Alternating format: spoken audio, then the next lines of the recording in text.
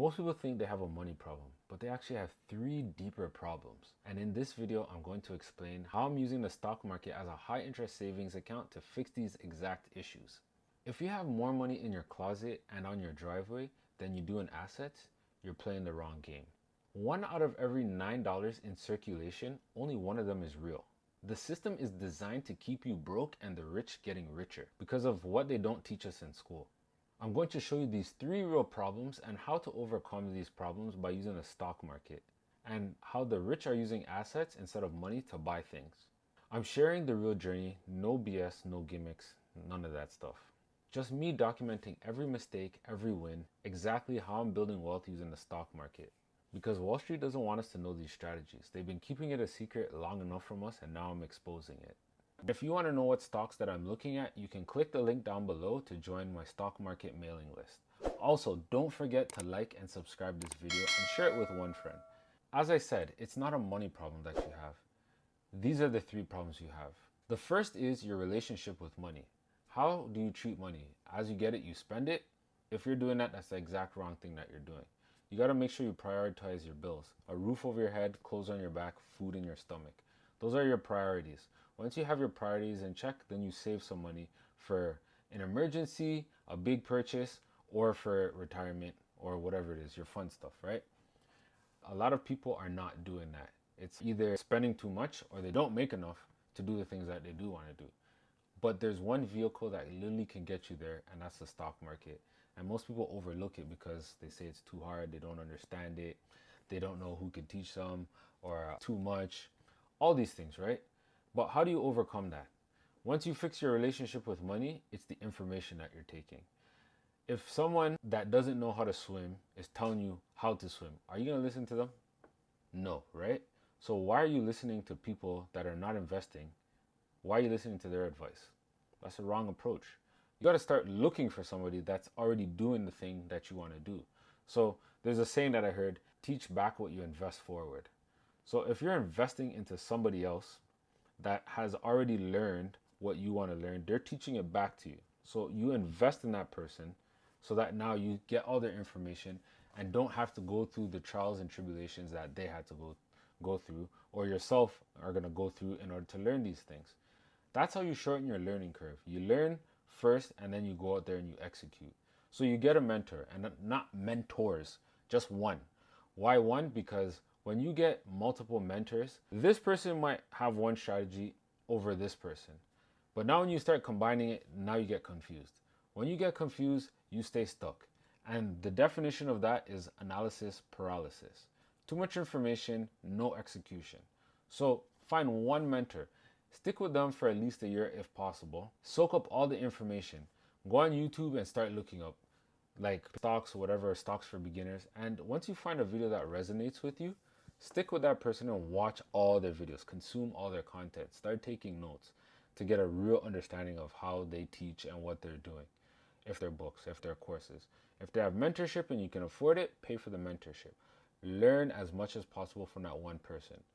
Then go out there and actually execute it. Don't take notes and then just sit there. Go out there and execute it. Okay, I'm gonna do that.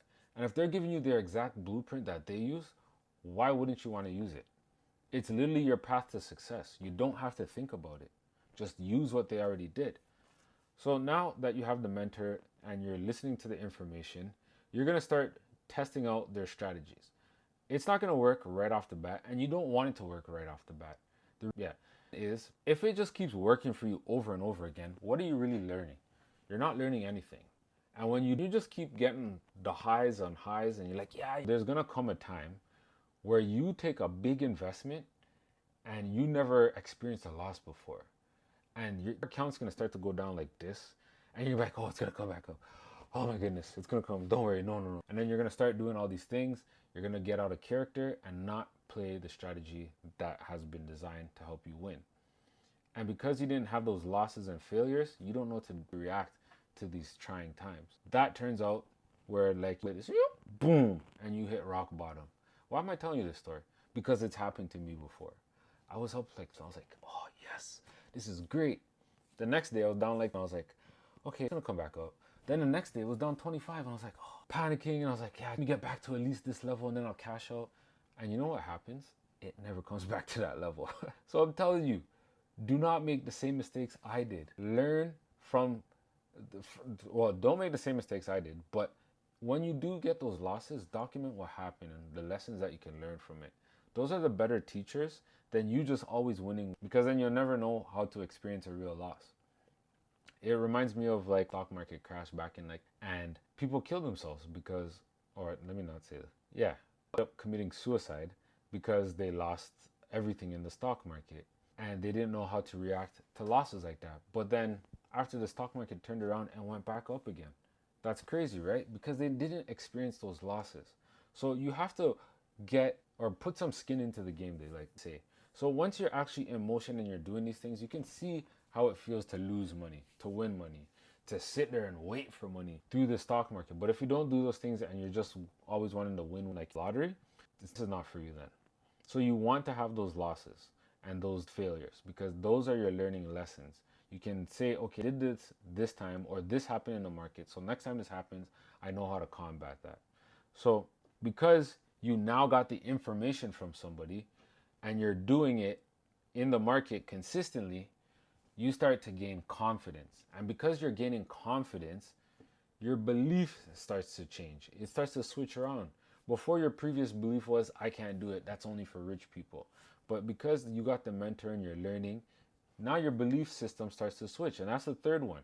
So it goes from your relationship with money, the information that you possess, and then your belief system. Once you switch those three things, you can make money in the stock market. Another thing I want you to remember is you're probably saying, well, I'm fine with what I have. The cost of living continues to rise. The value of your dollar continues to decline. So look at this. Look how much further the gaps are getting away from each other. Your money's not going to always be worth the same.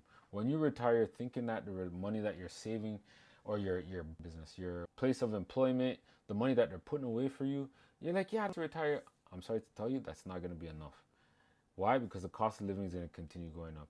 You're now a senior citizen. You don't make as much as you did when you were working. Yeah, you saved up a large chunk, but now the cost of living is so high, that large chunk of money is going so fast that it's like it's catching up to you. And God forbid that you have to go back to work because your pension ran out. The money that the government gives you for a pension is barely enough to buy you groceries. Why do you want to go through that? Why not set yourself up for success? And if you have kids, why don't you want to leave something for them? Why not build wealth for your kids? Why not give them the better life than you had?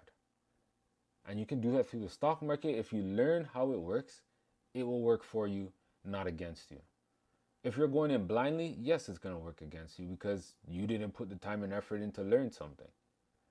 It's just like swimming. If you want to learn how to swim, you get an instructor, they teach you how to swim. Now you go out there and practice. I remember the first time I jumped into a pool, I went with my dad and my brother. Me, like a big dumbass, jumped into the pool and I started choking and I threw up all over the deck. Why? Because I didn't know how to swim. I thought it was just jump in the pool and do whatever. No, that's not the way it goes. After that, I went and I got swimming lessons. Now I can swim because someone taught me how to swim. Stock market, teach me how to trade. Teach me how to invest. Write that in YouTube search and get started. It's as simple as that. Now, a question I know that's lingering in the back of your head, I don't know what to invest in. Start with what you know. It's as easy as that. Start with what you know. And you don't need to invest in everything, just a couple of companies. Imagine you had a basketball team, like the 1992 NBA Dream Team. If I'm dating myself, then like here's All-Star Team. You want to have a collection of the greatest companies at your fingertips. Just like in basketball, for All-Star games. It's the greatest players during that season. So that's what you're going to do with the stock market. Anywhere from 4, max 20 is companies that you need to be looking at. I would say stay on the smaller side, 4, maybe even 10. That's okay. Because once you learn about those companies, you can just go in and out of those companies. And you can use it as a way to, not just the companies, but like market as like interest savings account. Now, how do you use it as a high interest savings account? Instead of putting it into a high interest savings account, like at the bank where they give you like a couple of percent, use the stock market. And the reason I'm telling you this is because, as I was mentioning, the dollar goes down and the cost of living goes up. Every $9 that's in circulation, only $1 is real. Meaning that the money that you see on the screen is not real, it's fake. Money is fake. And you need to have something, you need to be able to keep your money continuously going up instead of going down, and you do that through the stock market so that it stays with the cost of living, on par with it or above it, so that you can do what you need to do. So you put your money into vehicles, because the rich don't use money to buy things. They use their assets. For example, Elon Musk, the world's richest guy, said, I want to buy Twitter or X. And what he did was he used his Tesla stocks, went to the bank and said, I want a loan against my stocks. I'm not borrowing cash from you guys, or I'm not using my own money that I have in my bank account. I want to use my stocks. Now you're saying, why would he want to do that? There's several benefits to doing that. When you're coming to the bank, especially being the world's richest guy, they're going to give you a loan at such a low versus the everyday person where we're getting charged a high percentage. Your credit card, you're getting 22 to 24% interest being charged. Now that sounds high, right? Or that high. But on $1,000 credit card, 22%, that's only 220 bucks or 240 bucks, whatever. But now imagine lending out a billionaire $64 billion and charging them 1%. Stop looking at the dollar value and look at the percentage. Yes, it looks small in terms of percentage, but when you flip that into the dollar value, it's way more money. It has to look attractive for that person. So they get benefits by doing that. So because Elon did that now, he borrowed against his stocks, now bought Twitter. Now he has a loan that he owes to the bank. But because Twitter is a company, that makes money. So if he starts putting things in place to make money from that company, that pays for itself back to the bank. Now he has a company free and clear to make him more money. That's how you got to start playing the game. Putting your money into assets. Now, you don't have to go on that big scale that Elon did. You can go smaller. Like, let's say you buy the multiplex. Let's say you have $100,000 in your portfolio and you need $50,000 down payment for that. You go to the bank and say, I got a $100,000 portfolio. I want to borrow against this. They're not going to tell you no. If they do tell you no, there's ways around that. Do your research, you'll figure it out. But just hypothetically speaking for this situation. So the bank says, okay, well then you still have your stocks. Now you taking that 50,000 and buying a multiplex. Now you have two assets under your belt. Income producing assets at that.